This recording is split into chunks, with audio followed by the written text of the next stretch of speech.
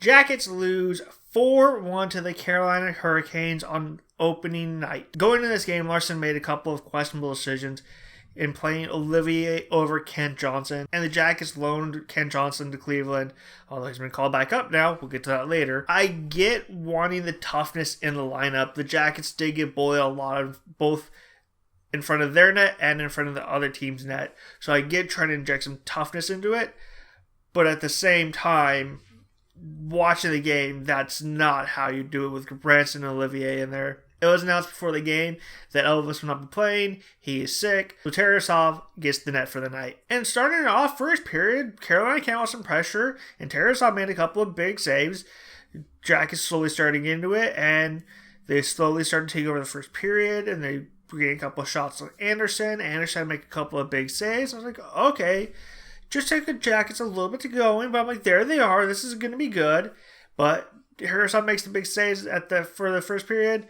Anderson makes some big saves in the first period, and we end the first period tied at 0. Coming up for the second period, Jackets dump in the offensive zone. Slavin goes down, picks it up, sends it along the boards. Zach pinches, keeps it in the zone, knocks over Patrick Laine. Laine takes a couple steps down, rockets it past Frederik Andersen, and the Jackets have a 1-0 lead. Patrick Laine with the first goal of the season for the Jackets. Good way to start the second period. Come out with a little bit of fire, and you get a shot on net, and it goes in immediately. And now you can use that, build some momentum off of it. About 5 minutes in the second period, puck's in the Jackets zone, and there's a battle in the corner, but Jack Roslovic comes in, picks it up, and he starts to skate behind the net.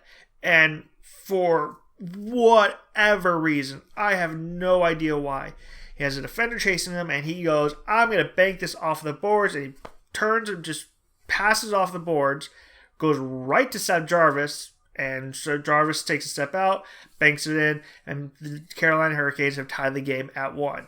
I do not know what Jack Roslovic was thinking there. He just blind passed it to the Carolina player.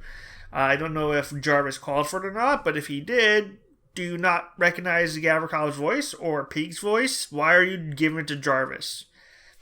I don't get that one, but Carolina's now got on the board. With about 7 minutes to go in the period, Jackets have a power play, and Carolina's doing a very good job killing it off. It's coming near the end of the power play. Cole Sillinger gets the puck as he starts to head up the ice, and Brent Burns kind of steps into him a little bit, trying to just block his path and take away the puck.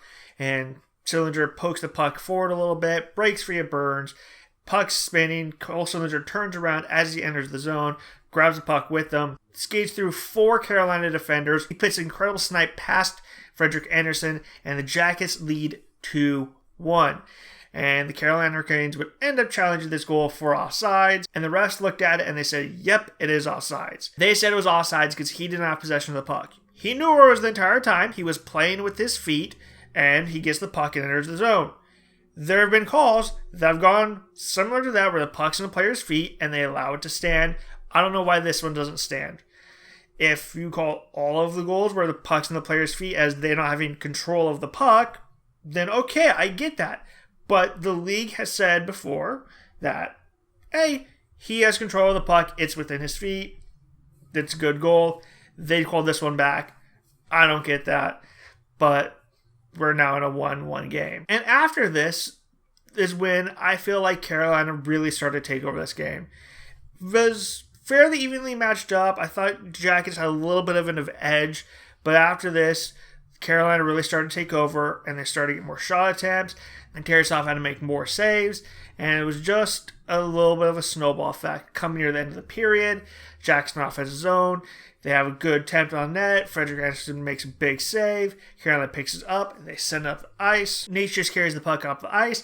He's in the offensive zone. Nate just passes over Kotkaniemi. Kotkaniemi gets up to Brady Shea, who's entered the zone, and Shea unloads the shot. It beats Tarasov, and Carolina leads 2-1. And I feel like if after the Sillinger goal pulled back was the start of the snowball, this was the peak of it. This was Carolina slowly start to take over, slowly build, and at the end of the period, great scoring chance for the Jackets. Doesn't happen, and 10 seconds later, it's in the back of the Jackets net off of a rush for Carolina. And we head to the third period with the Carolina Hurricanes up 2-1. Oh, and I forgot to mention that in the second period, Patrick Lyon takes the puck. He dumps in the offensive zone. He goes after it. He gets in a little bit of a battle on the wall, takes a weird bump, and immediately is starting to move his arm. He would leave the game, and he would go for x-rays, and we've yet to hear anything on what's wrong with him. But they've since called Kent Johnson back up, so I'm going to guess he's going to miss a little bit of time. Early on, again, the Jackets get another good scoring chance, but Frederick Anderson makes a big save this time, and Carolina starts to build back their momentum and continue to take over this game. About 7 minutes in the period, Carolina has a puck in their zone. They bank it out. Jake Voracek's the guy that picks it up in the Jacket zone, and Marty Necas is right there, gets the free hand on him. Every time you get a free hand on a player, they call a hold. Refs stared at it the entire time. I don't know why they didn't call a hold here. So with Necas holding Voracek, Voracek ends up turning the puck over. Necas picks it up, sends it over to Martinook. Martinook dumps it back to Stefan. Stefan takes a shot. Tarasov scrambling because of Necas' cross-ice pass, but he makes the save on Stefan. Rebound goes out of center ice. Nobody picks it up except for Martinook. Tarasov is trying to jump back over. Necas puts in the empty net, and the Carolina Hurricanes lead 3-1. To Tarasov's credit, though, he does almost get it. Necas puts it just between the pipe, and Tarasov's leg is about that wide, and he's able to slide it in just before Tarasov's able to get there. A few minutes later, Jack's killing a penalty, and they're doing a very good job not giving Carolina opportunities. Tarasov's making the saves when he has to. Sassy ends up with the puck behind the net, and he sends it up the boards to Svechnikov. Well, power play has expired for Carolina, so Danforth gets out of the box, and he's racing the zone, and he's pressuring Svechnikov, and he gets to Svechnikov right as Svechnikov takes the shot. From the wall, he takes the shot, and it beats Tarasov. Carolina leads 4-1. However, I do not put this goal on Tarasov. This is all Gudbranson's fault. There is no real threat of a Carolina player tipping this puck or doing anything. Gudbranson just screens Tarasov for no reason whatsoever. I do not understand what he was doing on this play. But that's how he would end the game. Carolina would hold on and get the 4-1 lead. This is the type of game where Kent Johnson would have been really helpful. Have that extra little scoring touch, that little bit of magic skill, actual skill at playing hockey. Going with the toughness, they went for it because Carolina is a tough team. It did not work. The Jackets are paying Gudbranson $4 million over the next 4 years. That deal sucks so much to be a tough guy. He's not an offensive defenseman, and by every metric, he does not defend well. They're paying him for his toughness and to move people from out in front of the net. And if somebody gets near Tarasov or Corpy or Elvis, to go and let them know, hey, you can't do that, and punch them and hit them and make their nights in front of the net uncomfortable. To be fair, maybe it's just the one game. Gudbranson didn't do that in this game. The play that stands out to most to me is when Jordan Staal hits Tarasov. And it wasn't a major hit, it was a little tap, but he got near your goalie. Any of the Jackets from last year can take Jordan Staal and push him to the boards and say, hey, you can't do that. That's what they did last year. It didn't work out. They got bullied. That's why we have Gudbranson. Gudbranson did that. He didn't slash him on the legs. He didn't do little rabbit punches. Punch him at all? Nothing. He pushed Jordan Staal to the boards, and Jordan Staal went, do something, and challenged him, trying to get him to punch him or slash him or anything. It's after the whistle. You're allowed to do it. The refs are not going to call it. This is why the Jackets brought him in. Punch him. Do something. Jordan Staal knew he was going to get away with that.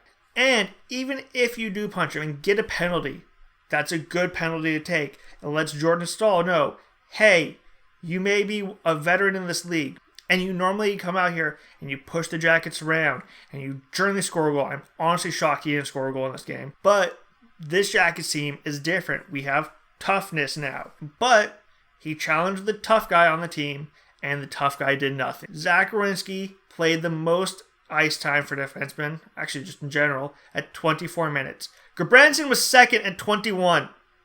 Why is Gudbranson out there for 21 minutes? Gudbranson should not be Zach's partner. That should be Peak or Boquist. Gudbranson 15 to 18 minutes tops. Maybe if there's a bunch of penalty killing, okay, then you play him more because you need him for the toughness and size and moving people. 21 minutes is too much. You're not going to win games that way. He's not a goal-scoring defenseman. Peak is. Boquist is. Bean is. Blankenberg, the guy in the stands that we're not playing because of Gudbranson, would have been better those 21 minutes. I would much rather have Blankenberg be Zach's partner than Gudbranson. What is Larson thinking with that? That is a horrible mistake to be making. I do not get it. Hopefully Larson figures out what to do with the defense. Do not play Gudbranson that much. Play your other defensemen more because they're better and they have a higher shot of scoring goals. And hopefully they can take that into the home opener. So until next time, when they start their back-to-back, first with Tampa Bay and then going to St. Louis, love 3 games in 4 nights. So until they play the Tampa Lightning, click like, subscribe, all that fun stuff. And until next time, I'll see you later.